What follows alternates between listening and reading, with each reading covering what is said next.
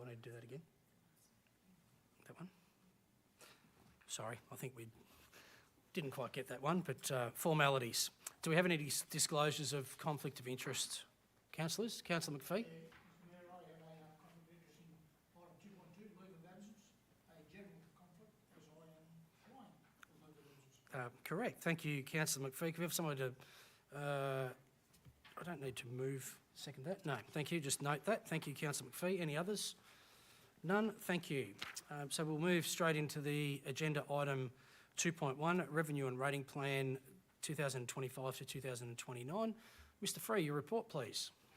Thank you, Mr. Mayor. So it's a requirement of the Local Government Act 2020 that Council must adopt a revenue rating plan by 30 June following a general election. So Council's revenue rating plan details, how we generate income to fund services that are detailed in our council plan and our capital works over a 4-year period. So essentially it defines the financial framework for council's operations and ensures the equitable distribution of the funding burden among our ratepayers and other users of council services. So as part of our review of our revenue and rating plan, council have engaged the services of AEC Group to assist us in sourcing economic data relevant for our municipality and benchmarking it to surrounding and like councils. They were tasked with reviewing our alignment of the current rating system with the rating principles, these being equity, efficiency, simplicity, sustainability, fairness and stability. AEC Group, along with council and council officers, have discussed the rating principles and reviewed the options and recommendations made by the AEC Group. The draft report of our revenue and rating plans presented has been prepared following our discussions and considering the recommendations of the AEC Group report. The major changes to our current revenue and rating plan is the movement from 12 rating categories down to 5, so that should simplify our rating and budget information.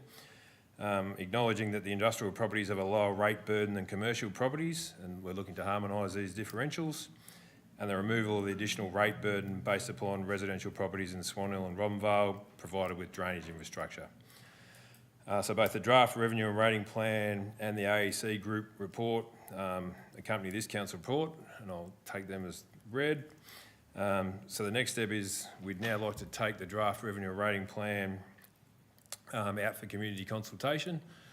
So the draft as it's presented now would be available for community consultation for a period of 14 days, and then we report any submissions back to council. So from the options from today's report, to provide the draft revenue rating plan as presented for public consultation, or to provide the draft revenue rating plan with any amendments as instructed by council for public consultation. So there's a timeline to this. Obviously, we've got to look to have the revenue rating plan adopted by 30 June. So if we can, we look to move on the public consultation as soon as possible. Thank you, Mr. Free. Any questions, councillors, in regards to the report? Councillor Broad. Thank you, Mr. Mayor. Thanks, Ash. Just a question around clarification. On page 8, the report explains that dryland farming land valuation has risen by over 94% over the last 5 financial years. Later on page 46, near the top of the page, it states that dryland valuations have reduced, providing a significant relief to dryland assessments. Further reduction of the dryland burden is not considered necessary. Are you able to just offer a bit of clarification around 2 statements that seem to contradict themselves within the report? Yep. So the 5-year increase for the dry land, absolutely, it's gone up. I believe 2 years ago they took a significant increase in their valuations. I suppose it's the wording of the report really, because in our draft budget, so what we've presented in that regard as far as evaluations for the dry land, their valuations have increased the least out of all our rating properties for the 25-26 budget year. So I suppose it's the wording of the AEC report more than anything that the valuations as a whole haven't decreased. But I suppose their share of the rate burden has decreased because their valuations have moved nowhere near as much as they have in the past. Councillor Englefield? Page 104. Can we bring that up, please? That appears to be an error. Is that?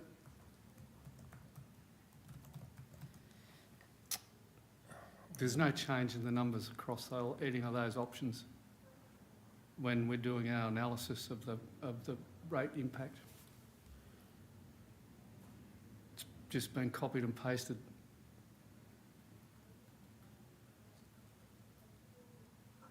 Sorry, what was the question, Councillor Englefield? Sorry, I'm pointing out that that appears to be an error. The, It's the same figures in all of them. yeah, the table, Yes, yes. that table's incorrect. Or, well, not correct, whichever way you want to put it.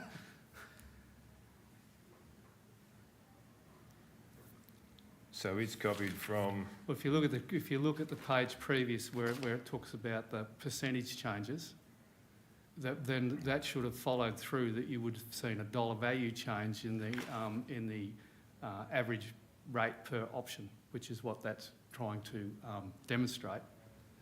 So, well, and obviously it doesn't do that. So it's got the average increases across all the 7 options in dollar terms. This is on page 43 there of the AEC report. Well, on 43, table 43, yeah, 43,104. 43, yeah. Same, Yep. same page. Yep, Yep. yep.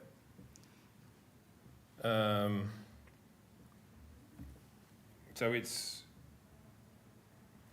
I don't understand. So copied from... It's copied from the current, you look at the current figures, Yep. and they've just been pasted across the whole 7 options. They haven't applied, when you look at the previous page, you can see the percentage variations across the different options.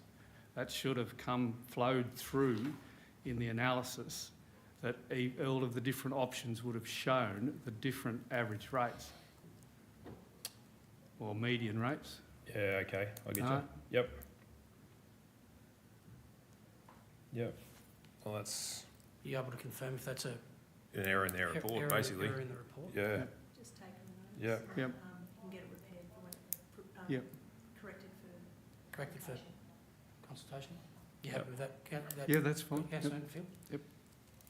Any other questions, councillors? Councillor Thornton? Just asking Ash if you could just make some brief comments about why capital improved values remains the main calculation we use to calculate our rates in Swan Hill and across many other councils. Well, it's the generally accepted method of valuation, I suppose. It's the easiest one to administer as well. We've got our council valuer doing, all their work just generally on their valuations. So I think, across all municipalities, I don't believe there might be 2 that are using the net asset valuation or whatever it is. So I think it's more of a convenience type thing more than anything, and it's far more transparent doing it that way because you're comparing, what the property sold for versus what the rates are. So that's the simple reason. Does that answer your question, Councillor Thornton? Any other questions? One more, Councillor Englefield? There seems to be a conflict in views. Is this the time? I'll bring it up. It says on. Is it a question or a debate point? It's an observation. Observation? Yes. It says on page, whatever page this is, 56, that the fundamental principles that rates are best treated as a tax, not as a fee for service. It should be noted by council that providing a discount on the basis of access to service is inconsistent with the fundamental principle of rates are best treated as a tax, not a fee for service. And then it goes on to say, very much later at page 134, that benefits of a user pays principle, this is under equity, where a defined group of ratepayers have more access or benefits from public goods and services, that group of ratepayers should contribute more. Those two statements are in conflict with each other. I think that's a point for debate. Yeah. Councillor Inglefield? Yep. Yep. Just a question from me, Ash, in relation to this. The recommendation is that the report be adopted to go for public consultation. Yep. But you haven't explicitly said that, as per the report, which favours option 2, I think. You haven't explicitly said that, but is that the intention of, if councillors adopt a resolution as per recommendation, that's essentially what they are endorsing? Can you just sort of clarify that for me? Yeah, that's correct. So the draft plan has the outcomes of the AEC report, option 2, presented in the draft. So council would adopt the draft as being, that's our rating differential split up, I suppose. So that's got the 100% differential for the residential, 130 for the commercial. We move to 130 for the industrial. Dryland gets the 20% discount, and the irrigated farmland remains the same. So that was, the option 2 put to us in the AEC report. Yep, thank you. It's just not explicitly clear in your recommendation. I understand it's in the report, Yep. but it's not explicitly clear in the recommendation. Yep. So I just want to clarify that. Yep. Councillor Jennings. Just a clarification, Ash, please. With the industrial increase, is that, am I reading that right, that is phased in over the 3 years at a 10% each year, or is it an immediate jump to 130 in year 1? No, the proposal is to do it incrementally. So we would do it over the life of the plan. So by year 4, we don't have a commercial and industrial separate rate. We just have the one rate at the end of that period. Okay, So it simplifies things even that little bit further. so that's where we finish with 5 categories, not Yep. 12. Yep. Very good, thank you. If there's no further questions, could I have a resolution, councillors? Motion. Councillor McPhee, Further recommendation, Mr Mayor. as per recommendation. Do I have a seconder for that motion? Councillor Rogers, seconding the motion. Councillor McPhee, do you wish to speak to the motion? Yeah, thanks, Mr Mayor. Yeah, look, the councillors have deliberated over this rating strategy over a number of weeks.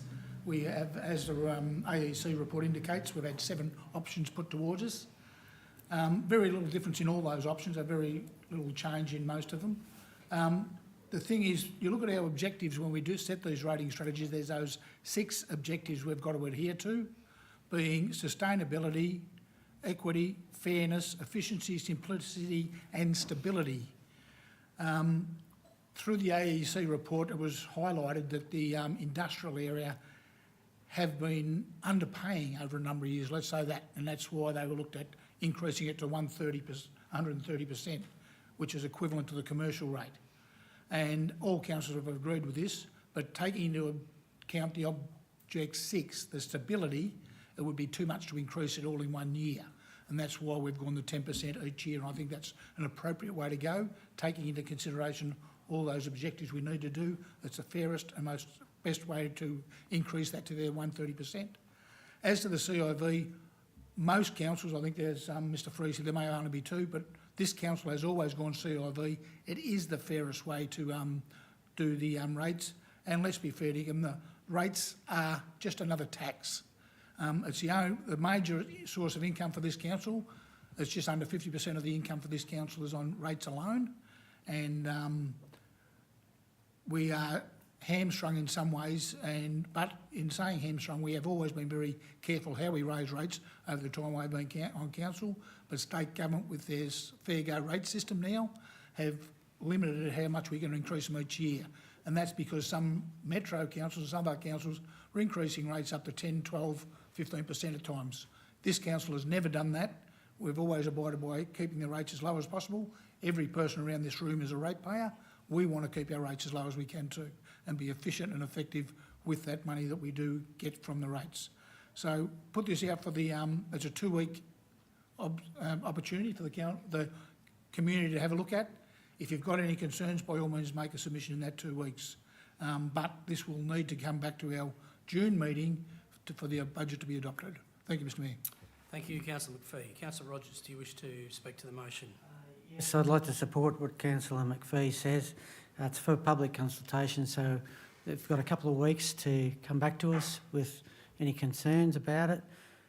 I think it's reasonably fair, although we'll be highlighting it to our industrial sector so that they're aware of it, because sometimes they don't keep a close eye on the council. They're busy with their industry, and yeah, I would like to have a bit more feedback from them before we sign off on it. Thank you. Thank you, councillor Rogers. Do I have any speakers against the motion?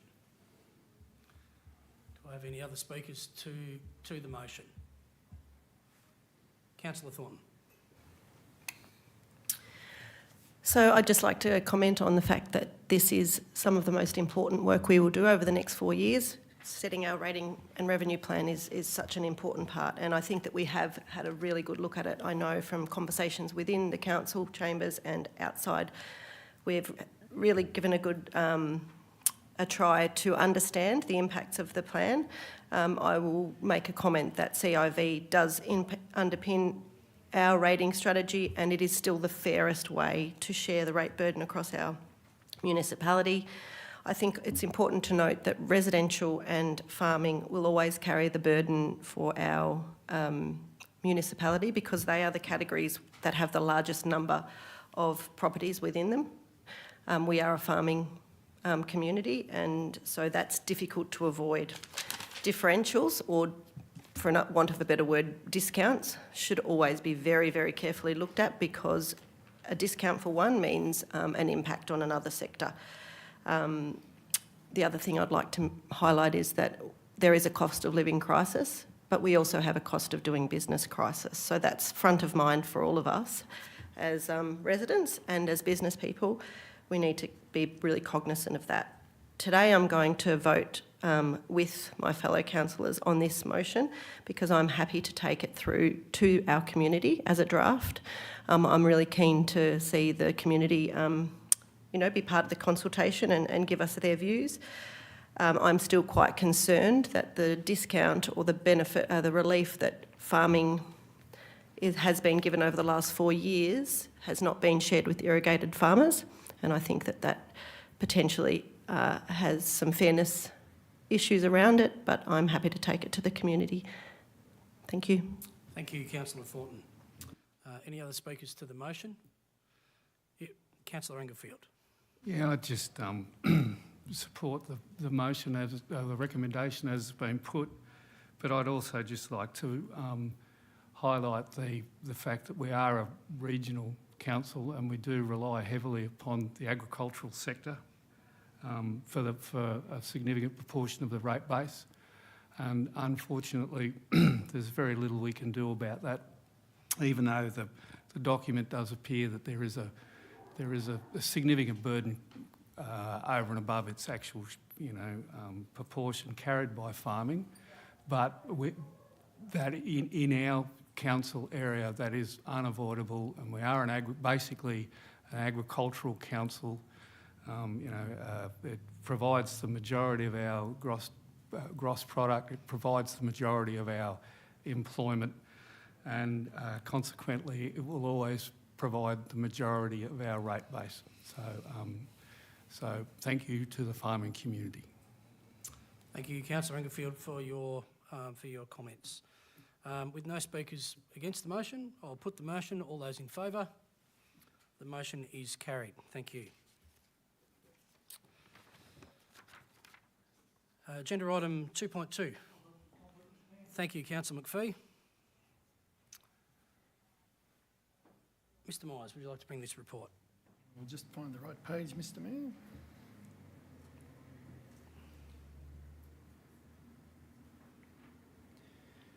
Thank you, Mayor and councillors.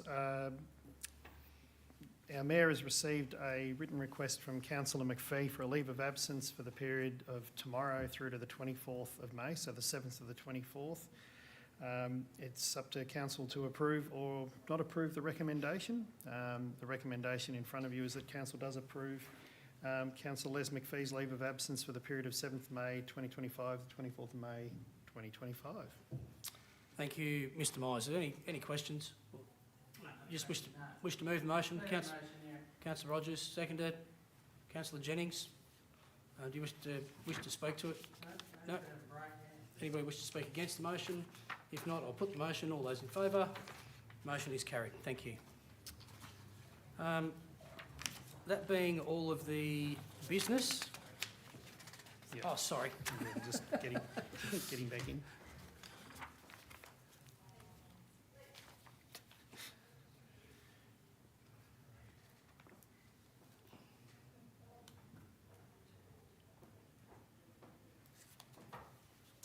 Thank you, Councillor McPhee. Your leave has been approved as per recommendation.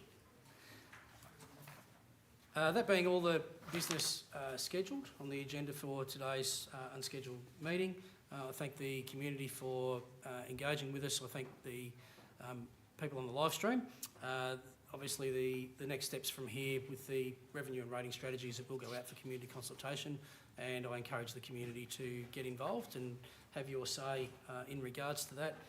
I know there's a lot of things on the go with respect to council consultation at the moment with the revenue and rating plan, the draft budget and the council plan, but community engagement has been fantastic, and we thank you for engaging with us. It helps give us direction when we're charged with making decisions. So thank you for that. And with that, I will close the meeting at 12:23 p.m. Thank you.